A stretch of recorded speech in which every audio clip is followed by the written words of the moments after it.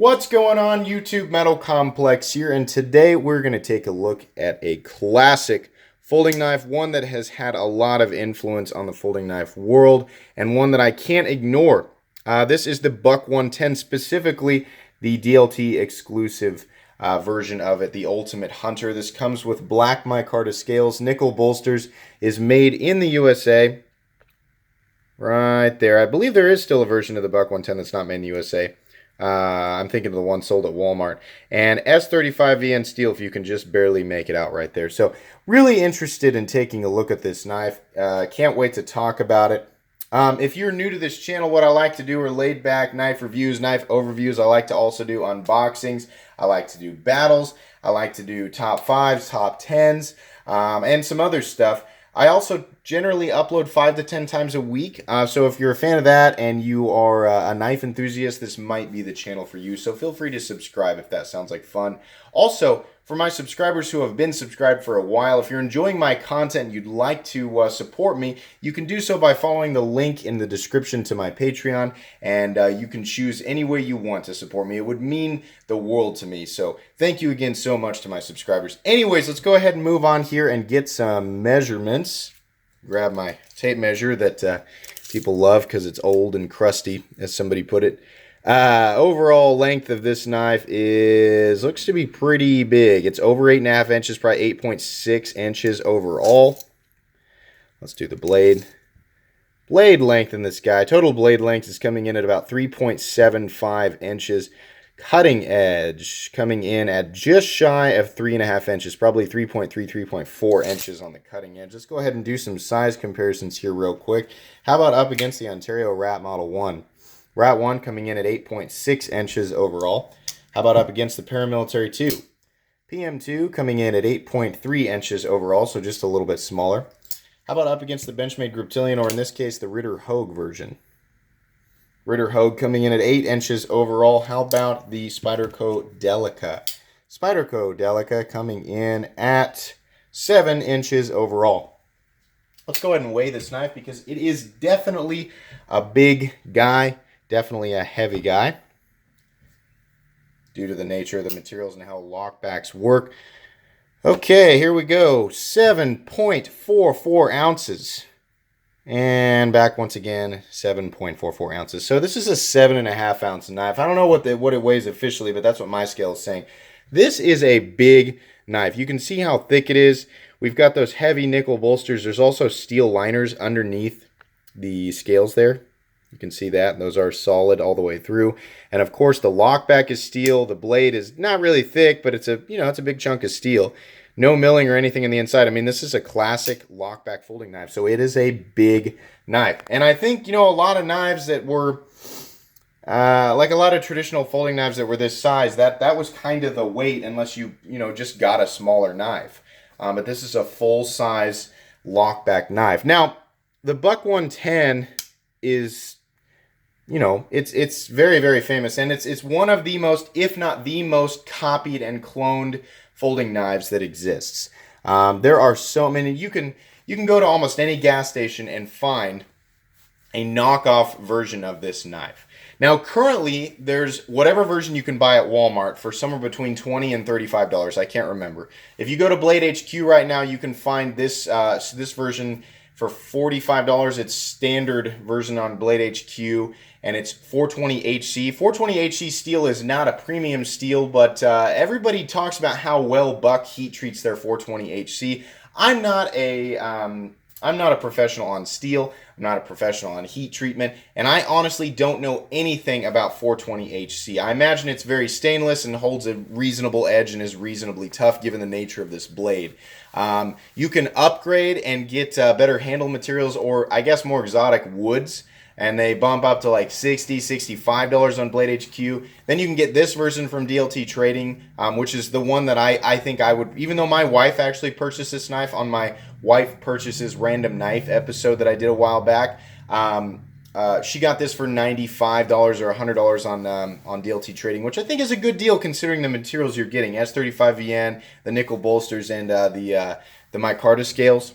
You can actually go up another level, well, so to, excuse me, so to speak, excuse me, to the automatic version of this. There's a push-button auto version of this for about 150 bucks on Blade HQ that drops back down to 420 HC. I say drops back down because I think S35VN is definitely a more premium steel than 420 HC, given that 420 HC is not a powder metal.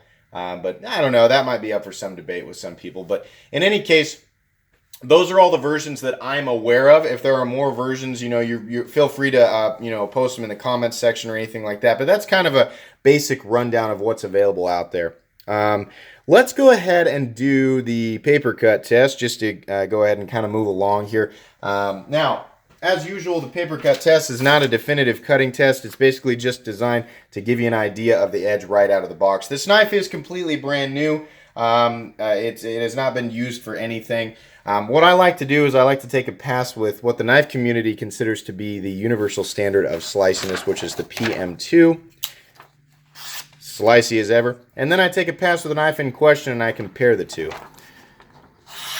Okay, so actually, and I say this a lot, guys, but a lot of times when I hold a knife and I look at the blade, I have this base expectation of how it's going to feel when it cuts.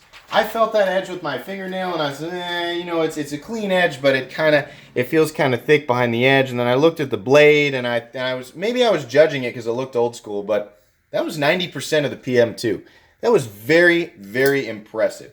Now I don't know if all of them are, behind the edge. If all of them are that good, you can actually see here the edge is not perfectly uniform all the way down. It looks pretty good, but see, it gets wider back here, and then it kind of thins out, and then it gets wider again.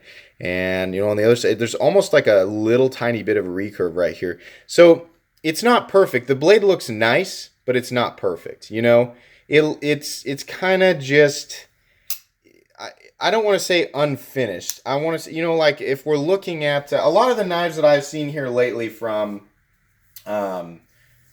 what's a good, like the Bestech line, I always use that as an example. That's a $50 knife, and that blade and its cutting edge look perfectly symmetrical, and the grind lines look perfect. Now right here you can see it does actually look pretty good, but it just kind of, in person, it doesn't quite look as perfect as some of these other knives that I'm mainly talking about the main cutting edge here, how we're getting this unevenness. It doesn't look quite as good as some of its Chinese $60, the $60 Chinese knives that we're seeing come out lately. That's not that big of a deal because, as you just saw, it cut very clean, so there's no issue there. That's just me kind of complaining about the aesthetics of the blade. So as far as function goes, there's not really much to complain about there. This is a lockback folding knife, so essentially to release it, you push this button back here. I think most people know how lockback works now, but this is to essentially disengage the lock and bring the blade back into its retracted position. And then there's no nail nick, no thumb stud or anything, though you can actually purchase a thumb stud for this knife for $6 on Blade HQ that just sort of attaches up here. But in its base form, you simply pull it out. There's a little bit of friction, like it starts about right here. And as you continue to pull back, there's more and more and more and more friction until this piece of steel back here essentially locks into place behind the blade. Now, let's talk about the lockback real quick, because when I did my Apocalypse video and I placed this in the hardest use category, which, by the way, if you haven't seen that video was not meant to be taken seriously, and I said that multiple times in that video. Lockbacks, to me, are one of the simplest, strongest locks that are out there. Now, I got a lot of people saying, hey, that's not true. I've had lockbacks fail on me. I think it's a matter of, tolerances and the geometry of the lock face against the blade tang. A lot of the, essentially the same rules that apply to a frame lock. I think there's bad ones and I think there's good ones. But, I kind of subscribe to the idea that the simpler the system, the more dependable it is. And that's broad, and it's not always the case, but I tend to personally trust a lockback. And to me, honestly, this seems like a strong lockback. I don't know if all Buck 110s are like that, but this one in particular seems to be pretty dependable to me. The reason that I'm saying that really is because of the total surface contact that's available for this piece of steel. You can see there, it's quite a bit of steel contacting more steel on a flat surface. It locks in pretty hard. The only way that it's going to disengage is if you push down on that accidentally. But as far as right here and the general pressure that you're going to be applying on the blade coming from this side and moving that way, I think you're pretty solid on this knife. The blade stock thickness on this guy is pretty similar to, yeah, it's about the same as the Hogue Ritter or the Benchmade Griptilian. So 0.11, something like that, 0.12. Not super, not crazy thin, but definitely not thick, and it's probably partially responsible for that cutting performance that you saw just a little bit ago. This is a classic drop point blade with a reasonable, flat, both in terms of height and length. The length of the flat is maintaining that thickness all the way down pretty far. Looks to be about 80-85% the length of the blade, giving that tip some reinforcement. The height of that flat is allowing that bevel to drop towards the cutting edge at about 70-75% the height of the blade. But it still manages apparently to get pretty thin behind the edge, and it looks really nice. This is an incredibly classic drop point blade. There is a lot of room between the bolster, or where you would put your hand or fingers, and the cutting edge. This area right here, it's kind of the issue that I have with the Rat. You see this? Like, you can get your finger up here and you can choke up on it. You can do the same thing on the buck if you really want to, but I mean, we're right there. Why not just go ahead and make that a choil? A lot of people would say, well, that's not really following suit, with the classic lines of the Buck 110, and it would kind of take away from its classic nature. Okay, yeah, I can see that definitely, but from a functional standpoint and from my standpoint being very biased towards forward choils, I would really, really like to see that. If there's not going to be cutting edge there, right here, if I have to lose out on that cutting edge, I would like it to be just a little bit more comfortable and be like a half bolster, half blade choil. But it might not be 100% possible given the nature of the lockback and just the where things are on the handle. I don't know. I don't make knives. That's just something that I'd like to see. The nickel bolsters and the micarta scales look awesome. I've got my fingerprints all over them. Let me see if I can wipe that up here real quick so it doesn't look so awful on camera. There we go. You can see there it looks like it might even, it almost looks like a hand rub finish. I don't know if that's the case or not, but this transition between the bolster and the scale is seamless. It looks really nice. The pins look nice. Normally, I don't like this billboarding on the handle, but I don't know. It looks really classic to me, and it's very well done. This looks nice. I don't mind it, and it's pretty cool. The micarta looks great back here on the spine. Everything is nice and seamless and flush. It looks really nice all the way back here. Again, fit and finish on the handle is just awesome. Absolutely. The only fit and finish issues that I'm seeing on this knife are the kind of the wonky cutting edge grinds and the centering.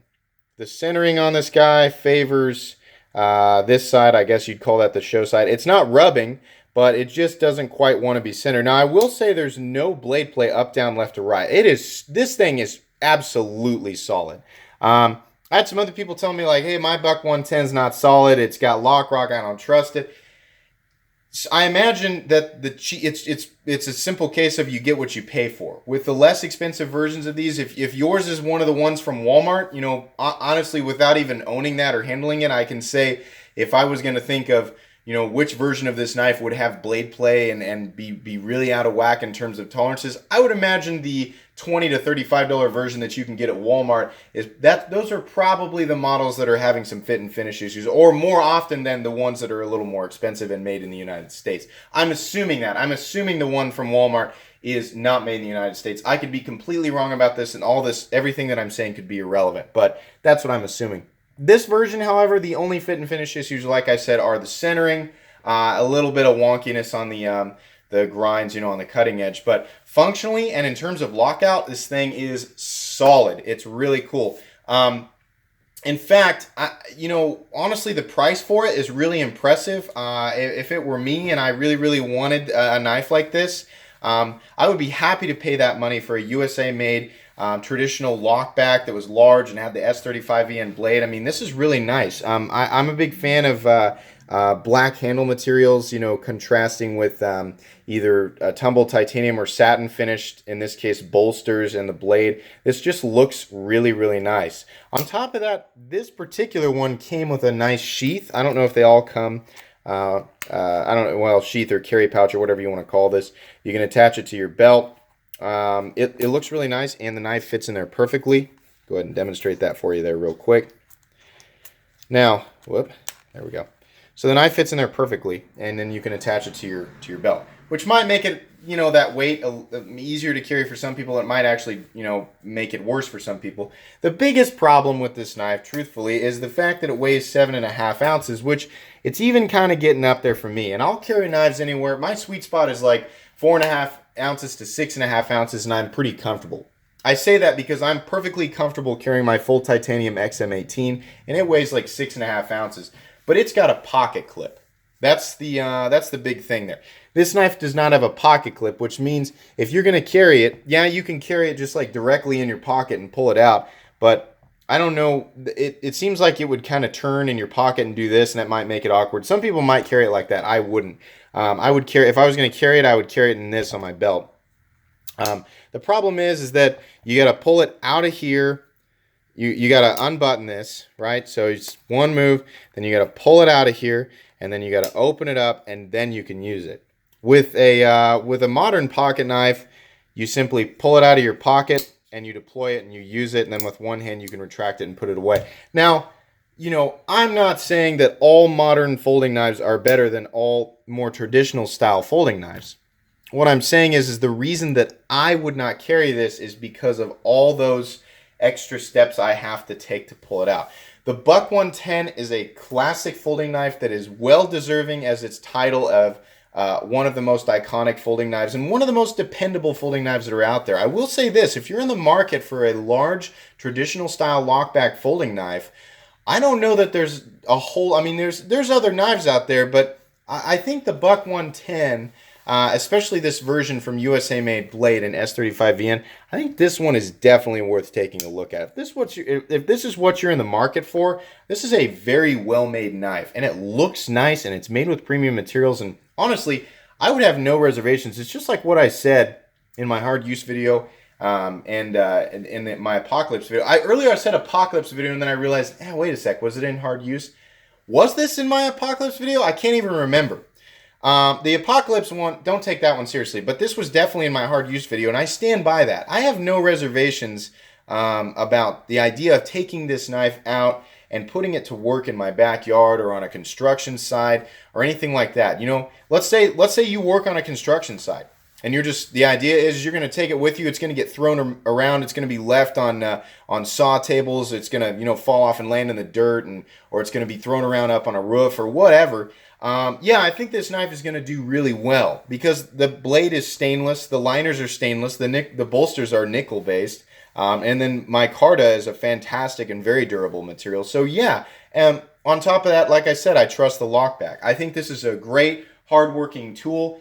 I mean, specifically if you're interested in a large lockback folding knife. I think the more modern versions of folding knives are a better option, honestly, just because we can get the same blade length, the same materials in a lighter weight package that's just as, if not more durable in some cases than this knife. But it really just depends on what your preferences are and what you're used to using and what you're comfortable with using. There's no right or wrong in the knife world, and so many people put too much emphasis on weight and too much emphasis on the deployment mechanism. And we have to remember that the best tool for any individual person is the one that person is the most comfortable with using, the one that person can use without having to think about it. You know, for some people, it's simply, they have more of a natural instinct to pull a lockback folding knife from a sheath that's attached to their belt, unlock it, use it, and then put it away. That might feel less foreign to them than a Spyderco Paramilitary 2 that you can deploy with your rear finger and then use the compression lock to whip back into place. That's easy for me and a lot of people watching, but that may not be the case for everybody, so I just want everybody to keep that in mind. So in conclusion, I think the Buck 110 is an awesome knife. It's really cool. I'm really glad that my wife went ahead and bought this, that I had an opportunity to check it out, because this is really neat. And it's one of those knives where I just felt like I kind of had to experience it. Whether or not it was the knife for me, it wasn't really the main factor there. It was, I just wanted to get my hands on a 110 and see what I thought about it. While it's not really ever going to be a preferred carry knife for me, it definitely is worth checking out, and I can absolutely recommend it. So this will go on my playlist of my most recommended knives. Just keep in mind, this is a big, heavy knife. I think pictures and videos online don't really do this thing justice. You don't really realize exactly how much knife you've got in your hand, or that some of these other YouTubers have in their hands, until you get a hold of it for yourself. So just, remember, this is a big dude. But anyways, that's going to be pretty much it for today, guys. If you enjoyed this video, please leave a like. And if you'd like to check out my other content, I do, of course, have lots of videos of knives that are either expensive or inexpensive that I do or don't like. So please check those out. And if you enjoy all my content, then please subscribe to my channel, because there's definitely more coming. Thanks again for watching, everybody, and have a great day.